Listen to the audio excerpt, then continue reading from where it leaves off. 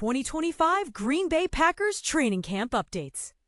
The pressure is on as the 2025 Green Bay Packers training camp kicks off in the heart of Green Bay, Wisconsin. ESPN's seasoned NFL reporter Rob Demovsky, who has been covering the Packers since 1997 and earned accolades such as the two-time Wisconsin Sports Writer of the Year by the NSSA, is on hand to provide every detail. His comprehensive insights are a goldmine for fans who want to understand the nuances of the camp. From standout performances and intense position battles to shifts on the depth chart, tough cut decisions, and the ever-watchful quarterback room. Around the NFL, training camps are now in full swing, with teams unveiling their plans for the upcoming season. At Green Bay, Demovsky and his team of reporters are tracking every drill and discussion, offering a behind-the-scenes look at how the Packers are gearing up. What does this mean for the team's playoff aspirations? Could these developments signal a deep postseason run?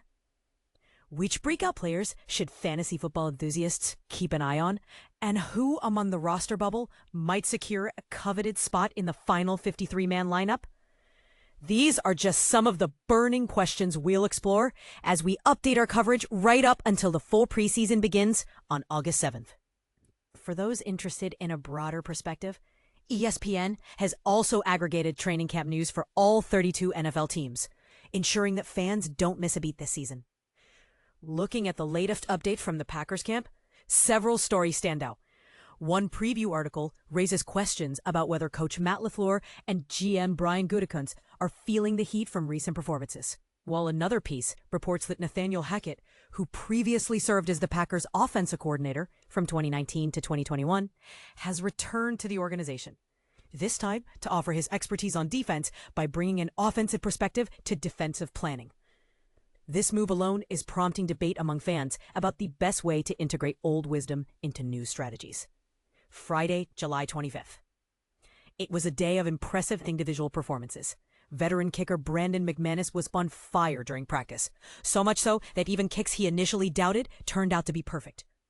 In one memorable moment during a 2-minute drill, he expressed his surprise with a groan right in the midst of a 51-yard attempt that sailed through the uprights.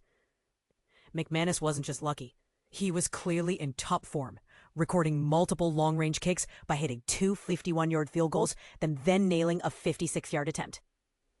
Over the past 3 days of practice, the 34-year-old has maintained a flawless record, converting 15 for 15 attempts.